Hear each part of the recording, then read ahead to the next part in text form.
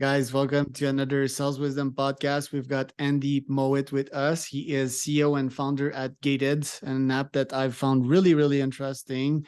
Started this podcast called Finding Focus. And as I told Andy today, my world is quite chaotic today. So today is going to be somewhat of a therapy for us. Andy's also going to demo out the product and tell us about the new version of Gated, which will be super duper interesting. Andy, can you introduce yourself and tell us a bit more about Gated?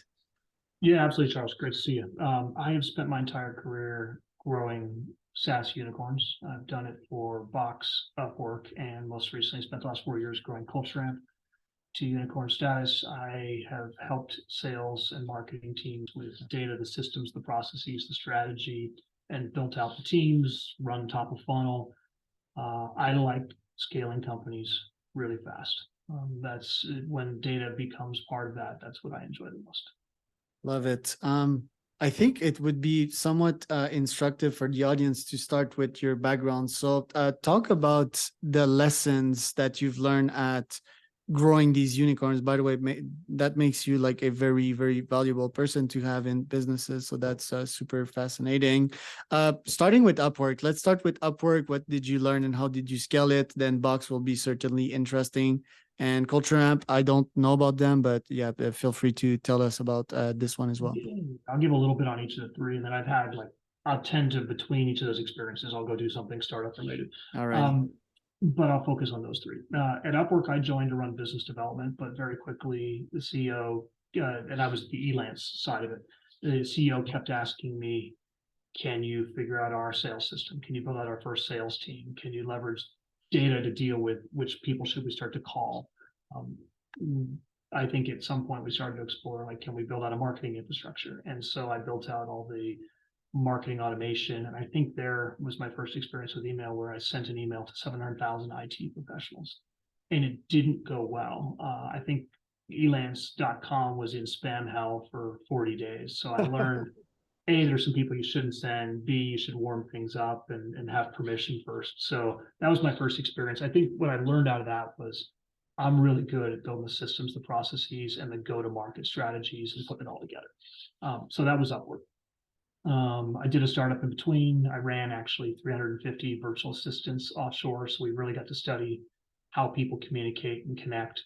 And we were doing scheduling with assistants at the same time Calendly was starting. So I got to learn about technical solutions versus people solutions to that problem. Nice. Then I went to Box and I ran all post sales ops. So we had like 400 or 500 million in revenue, 80,000 customers spread from $1 million customers all the way down to tiny little one seaters. And so my team built out all the systems and the processes for implementation, professional services, all of the CS systems. So we rolled out Gainsight, which was one of the first tools to help use product data to inform where you should spend your team. So I got really deep into the PLG side of things before PLG was a thing. And so that was really fascinating. And then about halfway through, I got a call from the COO saying, "I hear you're good. Our head of marketing ops quit.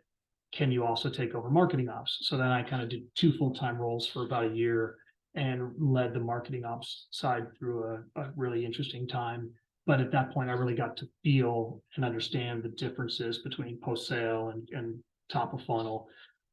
And then I got a call from a friend at CultureAmp. And CultureAmp, you hadn't heard about it, but a lot of people have. It helps people collect, measure, and act on employee feedback. I joined at about 4 or 5 million in revenue. We took it to 100 million in 4 years. So that was a great example of. So I ran all revenue ops for a large chunk of the time. I ran the growth marketing side as well too, and I built out all the go-to-market systems, data to be able to scale that thing just really rapidly. And I'd say some of the insights from the Culture Amp side were the power of community. We built out just a community machine to be able to grow that. And we were inspired in a lot of ways by the folks at Gainsight that had done a really great job there. So I'll pause there. Feel free to ask me any questions on any of it. Yeah, well, first parenthesis is that I'm hearing the word community reverberating inside my brain left and right since a good 2 weeks. And I really intend to double down on community this year. Not sure why my outbound self didn't get the message before that, but yeah, super powerful. Everything you give back, you get it in returns. This nice karmic effect. Um, very impressive. I don't have like follow up questions, generally speaking, except that I'm curious about your investor track record because you started your career at Credit Suisse. Let's say it the French You dug way. deep into my background. Yeah, yeah, Yeah, well, LinkedIn, right? yeah. And you have all these investments. So you did that on the side. How did that pay off for you so far? I'm guessing you're pretty well versed at that, but tell us about that side hustle on the side.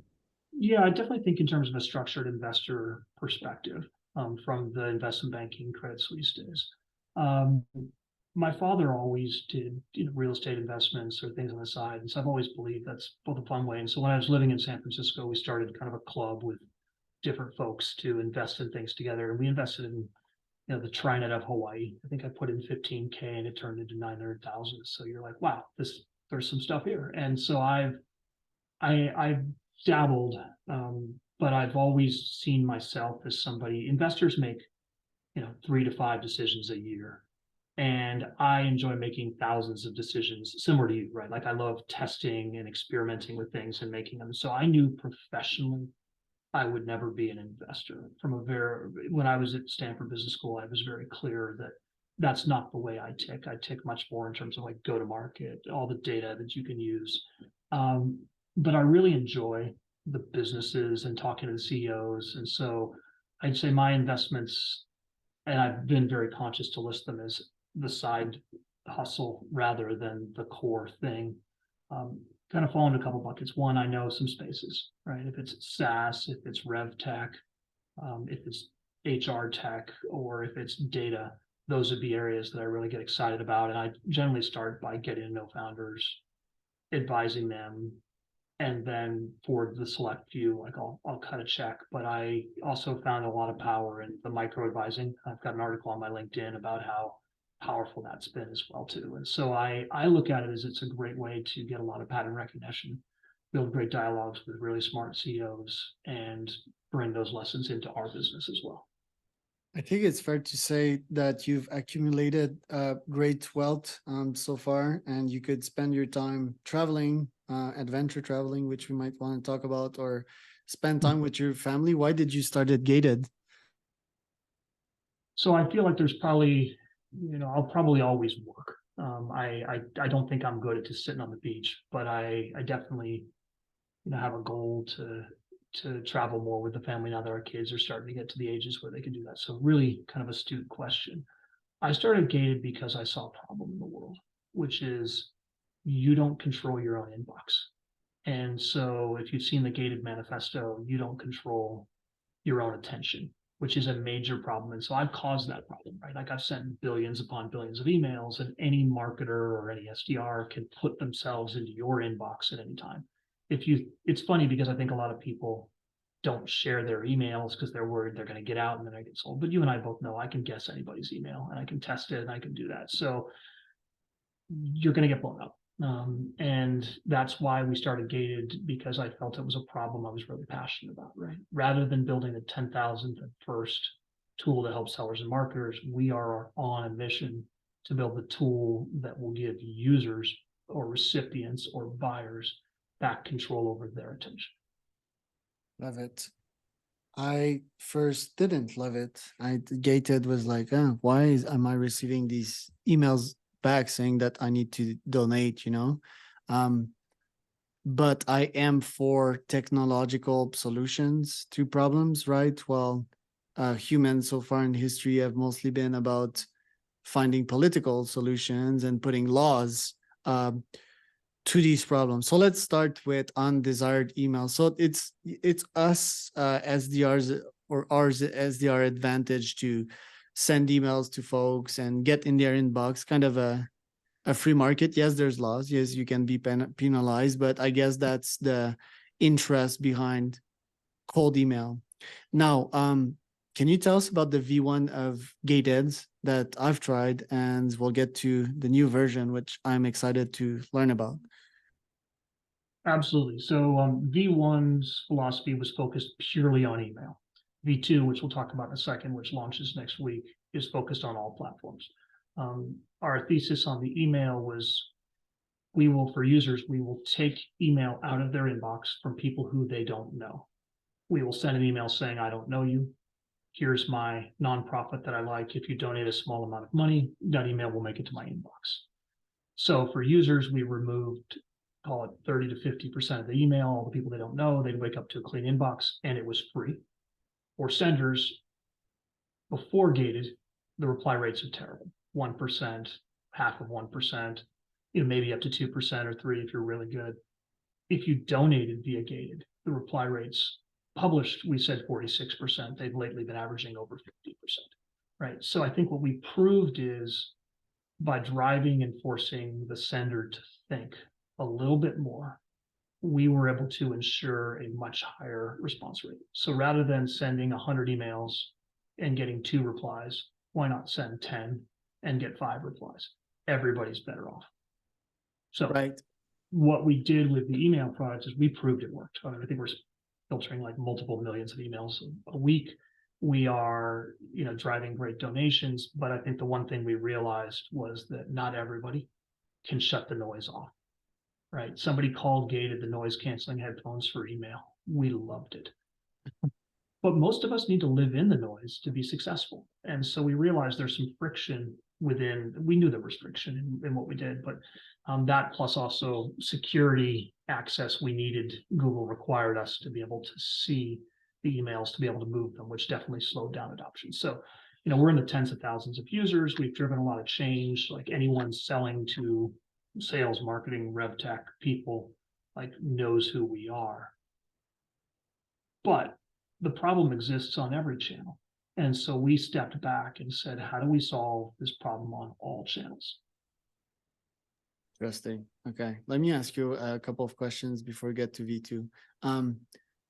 I love the concept giving like out to charity. At first I had some resistance because I'm an SDR guy. So it's like the bias is there, obviously.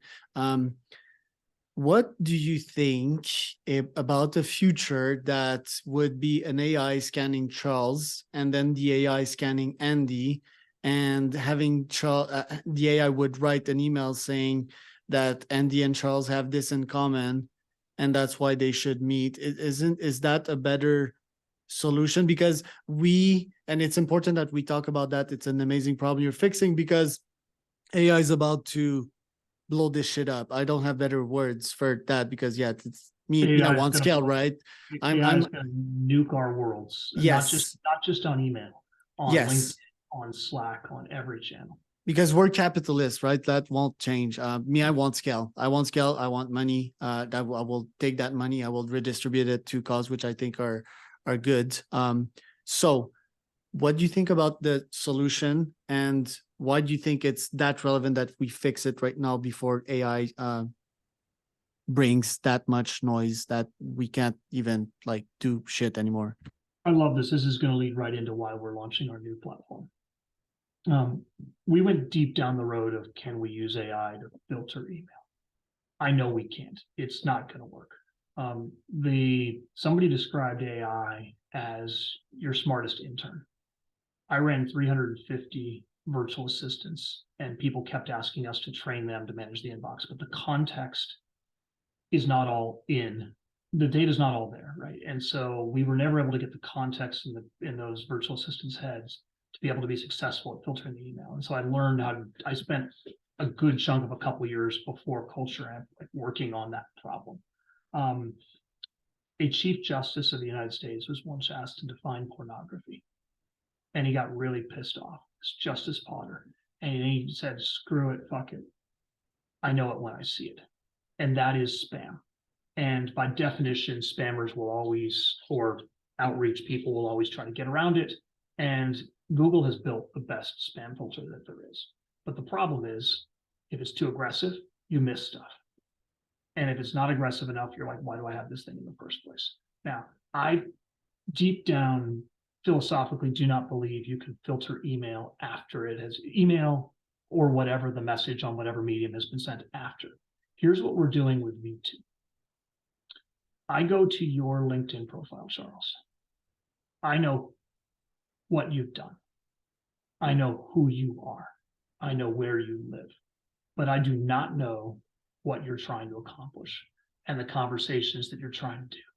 And so our new product helps you articulate what you're focused on right now and be as available as possible for those conversations. We didn't believe we could integrate into existing mediums, in existing communication channels. So we're building a new front end. And that will allow our users, and it's a lot, there's no friction to sign up for this product. That will allow our users to influence what messages are sent to them before they are sent, right? So with AI, imagine an email, we'll just use email, but if you get sent 100 emails, analyzing those after the fact, there's no feedback loop. But imagine if you go to Gated, and I'll actually pull it up in a second, you see what Charles is focused on, you submit around that, the AI says, hey, it looks like this may not actually be that relevant. Are you sure you want to send it? Or do you want to rewrite it? And so what we're really trying to do with this is we are trying to influence not just the receipt of the message, but the send of the message. Love it. So interesting. So many questions. Okay, let's talk about focus. I think is a good segue. I've tried deep work. I've tried all kinds of productivity methods.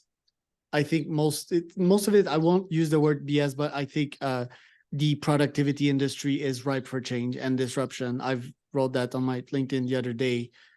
I love focus. I don't like spending time with people that take my energy because they're poor communication skills or that they just have something to sell me.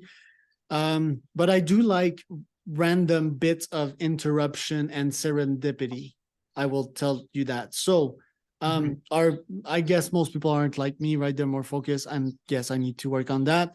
But what do you say to, because I love receiving cold emails. Also, I'm biased because I can evaluate these cold emails for myself, and like I can create content out of that. So what do you say to that? I love serendipity too. Some of my best relationships have come from that. One of my good friends actually was one of the first people to donate via Gated. Right. So I here's how I would look at it. Today's world, people are sending you what they want to send you. What I want is serendipity around what I'm focused on. That is what I want. And so let me actually pull up my page. I think this might be a good time to explain it. I'll show it on the screen. And again, you're getting first view. This actually drops publicly on Wednesday, so hopefully you won't share it before then. Yeah. We'll be descriptive, by the way, with like words of what we're seeing. Yes. Okay. So can you see my page right here? Yes. Gated.com and /Andy. You could put this anywhere. You can put it on the top of your LinkedIn profile. Mine will be there as of Wednesday. You can put it on your email signature. You can put it in that random Slack community. You can put it on your Twitter. You can put it on Discord, you name it. You can also post it in a post, right? So, hey, here's what I'm talking about and researching and what I want to learn about. Our tool will help you articulate what you're focused on. So you can see my 3. You can also put like something at the bottom. And this is a very simple MVP, but it's going to iterate fast. If you said, hey, I want to connect with Andy around advising SaaS startups, you can come here. It's going to remind you, hey, I want to message Andy about this thing. And then it's going to allow you to type a message about that topic. So test. Email andy@gated.com. And it's going to send that message. Now, if you're sending for the first time, it will actually authenticate who you are by your phone number. So it'll make sure that you are who you say you are, and you're using a medium that you wouldn't be comfortable burning like you would an email. Does that all make sense? Yep. A lot of sense. Follow-up question there. I like the UI and the UX. That's one. 2, it seems quite simple to get a hold of you compared to the V1 of Gated that was like give to a charity. Is that on purpose? Yes, it is. We're not sitting in, we do not have the donation component at this point in time. We didn't believe in V1 of gated, people are sending you emails and trying to sell you. So we need to force them to think about it. Here, this is not in the communication streams. It's something that people can take a step up to. And so because we want to hear from people about these three topics, we don't want to create extra burdens around the donation. But what we are going to do is we're going to qualify you with your message, and we're going to authenticate who you are. Right. And so I think over time, we're going to learn a lot from what gets sent here. Okay. If the issue is volume, I think donation is a great solution.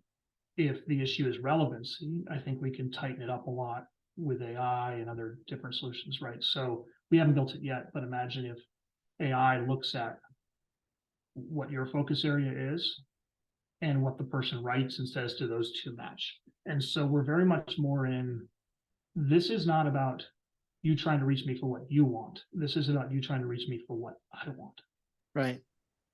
I don't have follow-up question because the tool is simple and yeah, simplicity is beauty. Most of the time, that's the general comment I have here.